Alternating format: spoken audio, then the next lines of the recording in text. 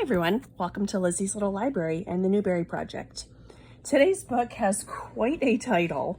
It is called The Tale of Despereaux, being the story of a mouse, a princess, some soup, and a spool of thread. It's more commonly referred to just as The Tale of Despereaux. This is the 2004 winner, written by Kate DiCamillo, who will win again in 2014, and she is the most recent two-time winner. She also has a Newbery honor for Because of Winn-Dixie, which is a super cute book. It did lose to A Year Down Yonder. I really liked that book as well. This is our first animal-centered win since Mrs. Frisby and the Rats of Nim, which won in 1973. This book is arranged into 4 parts, each called books. The first book is called A Mouse is Born. Despereaux is the only mouse of his litter to survive, and his family makes fun of him for being small and for having large ears and for being born with his eyes open. He realizes he can read and he can hear music. Then he meets the princess and immediately falls in love with her.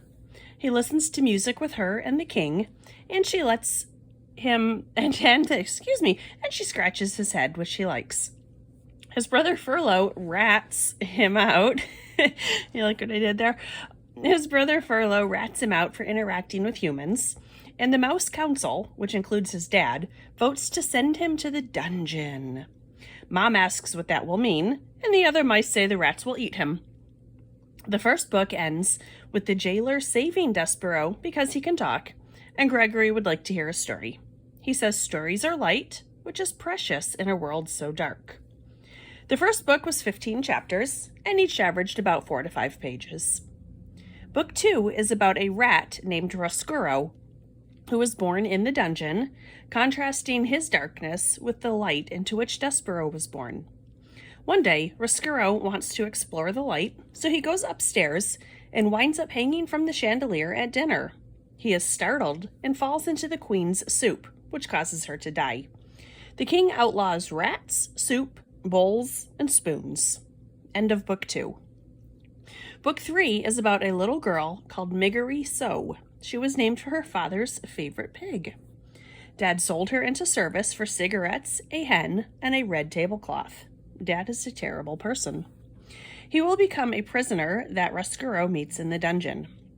Miguri is regularly hit on the ears, so they eventually resemble stalks of cauliflower, and hearing becomes difficult for her. Eventually, government workers are out one day collecting soup bowls and inform the man who bought her that owning people is illegal.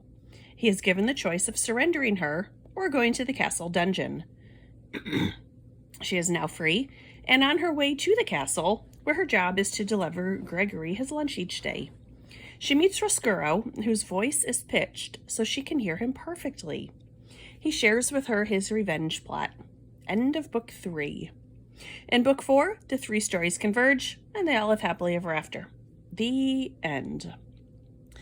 I am not sure what to make of this book. I was very much looking forward to reading it, especially knowing that the author is a 2-time winner, and she wrote, The Mysterious Voyage of Edwin Tulane, something about like that, about a little stuffed bunny who goes on voyages around the world. I read that one with students, and I thought it was a super cute book, so I was very much looking forward to this one, and it was not what I was expecting. It was more of a fairy tale than anything else, and it was weird. As an example, there were so many interjections where the author addressed the reader, often encouraging us to look up a word in a dictionary. It felt like an interruption to the story, and it also seemed like the author was speaking down to the readers. I thought every one of those interruptions could have been eliminated. As for the story itself, yes, it was silly, but that, I suppose, is to be expected when a talking mouse is the main character. What I found weird, though, was that Despereaux was only in the 1st and 4th books. I would have preferred if the entire story was his adventures.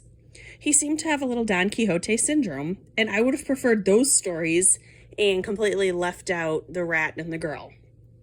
There was one part where Despereaux didn't know how to address the king, so he called him most very honored head person. I thought that was funny.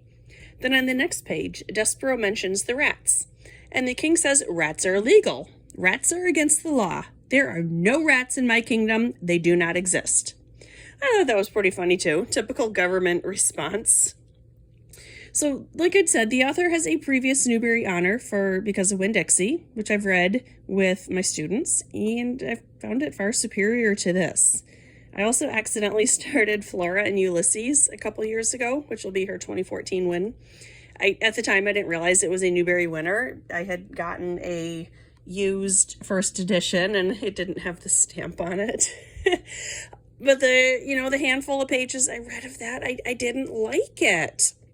Yet again, we have this Edward Tulane, which is just absolutely enchanting, which didn't even get a Newbery honor. So it's weird that I've been exposed to 4 books from this author, and the 2 really good ones didn't win, and the 2 I could do without did win. So not really quite sure what to make about that. I'm just gonna put the author on the back burner for now and say I'm conflicted. There were 2 honor books this year. One was called Olive's Ocean by Kevin Hanks, and the other was called An American Plague, about a yellow fever epidemic, written by Jim Murphy. That does not sound like a book any child would ever willingly pick for himself.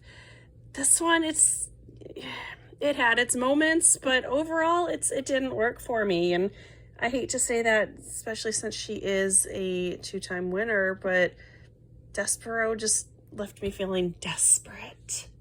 No, it didn't. I just thought that would be kind of a funny way to end this.